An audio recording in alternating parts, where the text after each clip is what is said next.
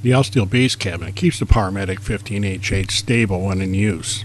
Wheels are built into the base cabinet. The pedal at the rear locks the wheels to keep the machine steady during operation. Okay, we can't really get a semi-tractor in this machine, but it'll handle material 15 inches wide and up to 6 inches deep, which is more than most of us are ever going to see. The 48-inch long all-cast iron tables give you plenty of support for even the big jobs. A pair of rollers are built into the bed that make working with rough cut stock much easier. There's an easy-to-reach and use adjuster at the end of each of the rollers. Cut depth changes are made using this large cast iron hand wheel that's fitted with a spinner knob to make large changes easy. When the table is set correctly, you turn these knobs in. There's one at either end of the table. Turning this knob locks the table to the lead screw that's located within the column at each end. This wood's eye view under the cutter head housing lets us see the working parts. First up is the row of anti-kickback fingers. These individual plates work by gravity, so they accommodate whatever wood is presented. Next is the serrated feed roller that gets a good grip on the wood and keeps it moving consistently through the cutter.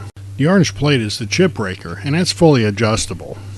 Next is the Byrd cutter head itself, and we'll take a closer look at that in a minute. And finally, there's a smooth steel outfeed roller that keeps the material moving without marring the freshly planed surface.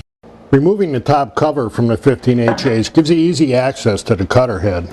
I've run at least a couple of thousand board feet of red oak through this 15HH, and the cutters aren't even thinking about getting dull yet, but we'll show you how to change them anyway. You can see that each bit has 4 identical cutting edges on it. Each bit also has this BT lettering in the corner.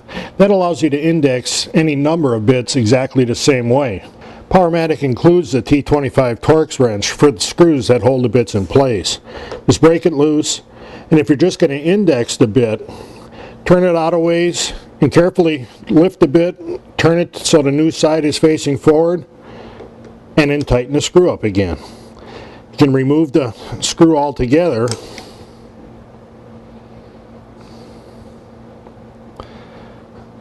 Remove the bit. Then all we have to do is make sure that the surface that the bit seats on is clean and at the bottom of the bit is clean. There's no shimming or adjustment needed.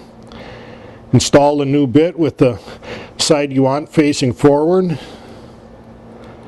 Replace the screw and snug it down. Each end of the feed rollers is adjustable for spring tension and height. Using these adjusters are located outside of the machine. To keep the debris flowing away from the cutter head, they include this all-metal shroud. The shroud terminates in a 4-inch diameter port that's angled to the side to keep the hose out of the way of the wood as it exits the machine. Changing between the 16 and 20 feet per minute feed rates is done with this knob, and only when the machine is running.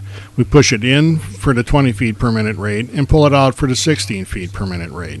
This magnetic switch is designed primarily to protect the motor from over and under power situations. However, it also prevents the machine from starting on its own should the power go out and come back on.